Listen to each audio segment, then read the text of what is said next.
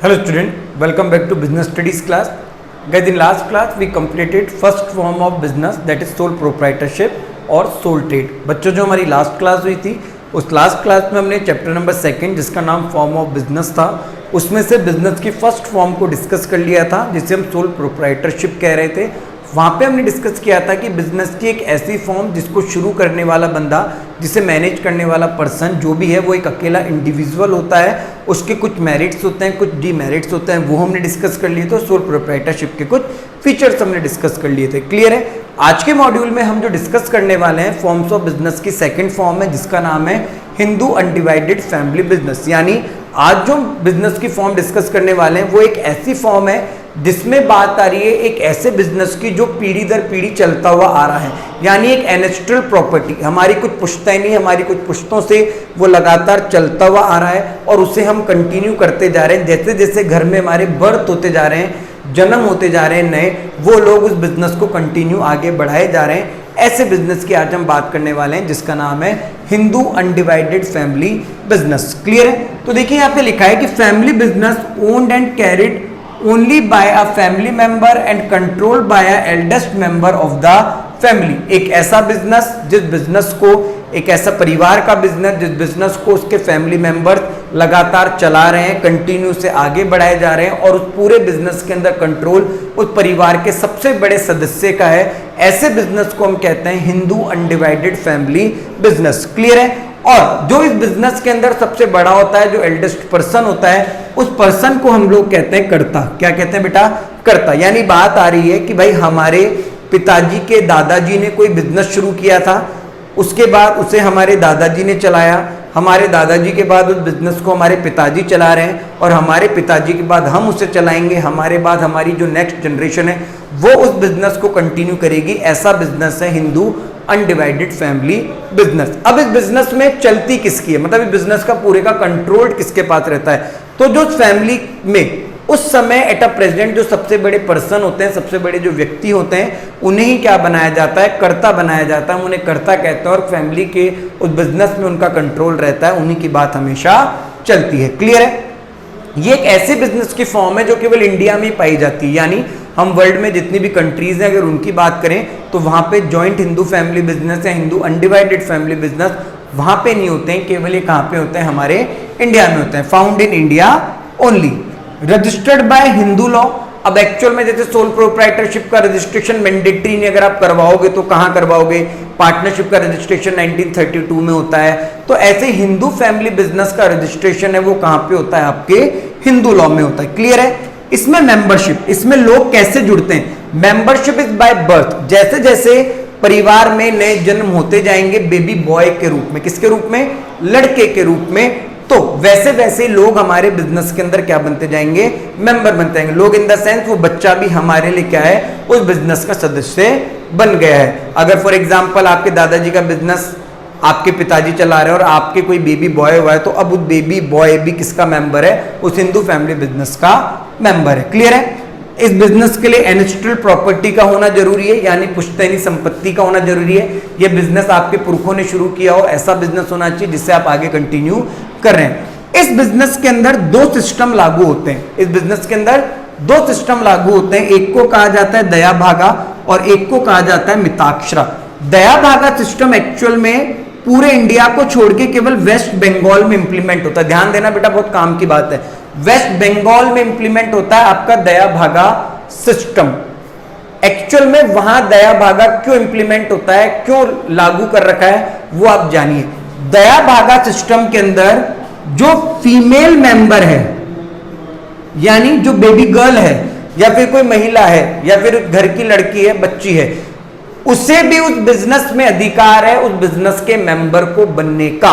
बाकी पूरे भारत के अंदर, पूरे इंडिया के अंदर एक सिस्टम इंप्लीमेंट होता है जिसका नाम है आपका मिताक्षरा, और मिताक्षरा के अंदर केवल लड़कों के पास ये अधिकार है उस बिजनेस का मेंबर बनने का। यानी अगर परिवार में लड़के का जन्म होगा तो उसको मेंबर उस बिजनेस का बनाया जाएगा। बट दया भागा जो वेस्ट बंगाल में इंप्लीमेंट होता है वहां पे लड़कियों को भी उस बिजनेस में मेंबर बनने का अधिकार है। क्लियर है गाइस? तो हिंदू अनडिवाइडेड फैमिली बिजनेस एक ऐसा बिजनेस जिसे फैमिली चला रही है, फैमिली के लोग चला रहे हैं आपस में मिलकर, और उसमें से जो बड़ा है उसे कर्ता बनाया गया है जो पूरे बिजनेस को क्या कर रहा है, कंट्रोल कर रहा है। केवल ये भारत के अंदर ही है, हिंदू लॉ में रजिस्टर्ड होता है। जैसे बेबी बॉय का बर्थ होता है वो उसके साथ मेंबर बन जाता है, वेस्ट बंगाल में बेबी गर्ल भी मेंबर बन सकती हैं।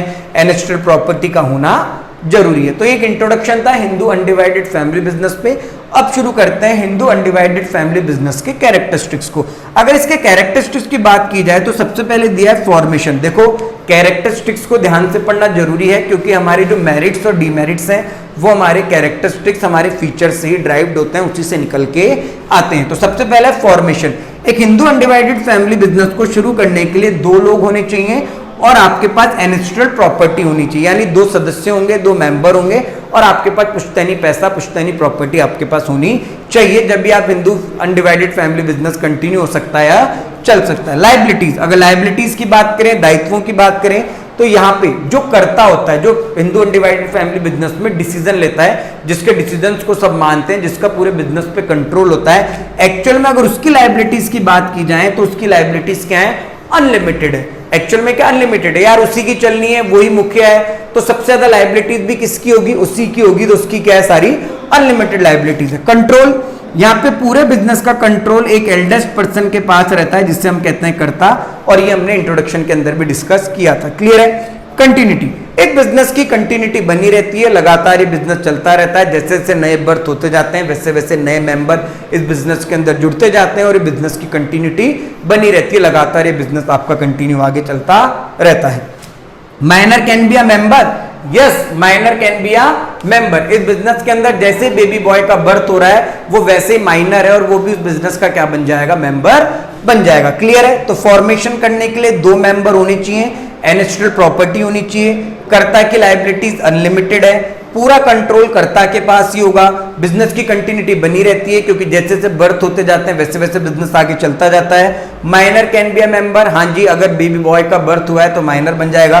वेस्ट बंगाल में अगर बेबी गर्ल का बर्थ हुआ है तो वो भी उसके अंदर मेंबर बन सकती है। क्लियर है। अब बात करते हैं हिंदू अनडिवाइडेड फैमिली बिजनेस के कुछ एडवांटेजेस की, कुछ मेरिट्स की। जैसे पहला क्या है, इफेक्टिव कंट्रोल। ऑफ कोर्स आपका जो कंट्रोल है वो इफेक्टिव है क्योंकि बात एक ही जने की चलनी है, सब चीजों को कंट्रोल एक ही बंदा कर रहा है। जब 2 या 3 से ज्यादा लोग मिलकर किसी एक ऑब्जेक्टिव को कंट्रोल करने के बारे में, उसे अचीव करने के बारे में सोचते हैं तो ऑफ कोर्स उनके बीच में क्लैश या कॉन्फ्लिक्ट होने की संभावना है। यहाँ पे एक ही बंदा है जो अपनी तरफ से गाइडेंस दे रहा है, अपनी तरफ से मोटिवेशन दे रहा है और उसी का कंट्रोल है, तो इसका एक सबसे बड़ा एडवांटेज है।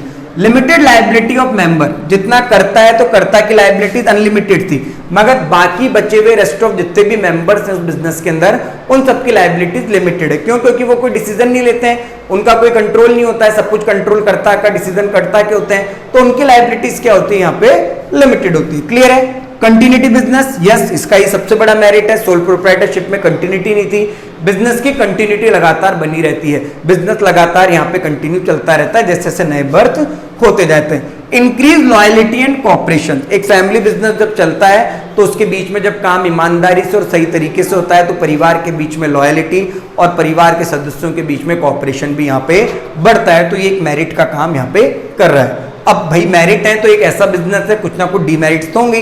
डिमेरिट है लिमिटेड रिसोर्सेज, यहाँ पे रिसोर्सेज लिमिटेड है। एक्चुअल में आपको शुरू करने के लिए प्रॉपर्टी चाहिए नेचुरल, तो आपके पास जितनी प्रॉपर्टी है उतना ही आप बिजनेस शुरू कर सकते हो, उसके अलावा आप कहीं से बिजनेस शुरू नहीं कर सकते। तो लिमिटेड क्या है आपके पास, रिसोर्सेज है।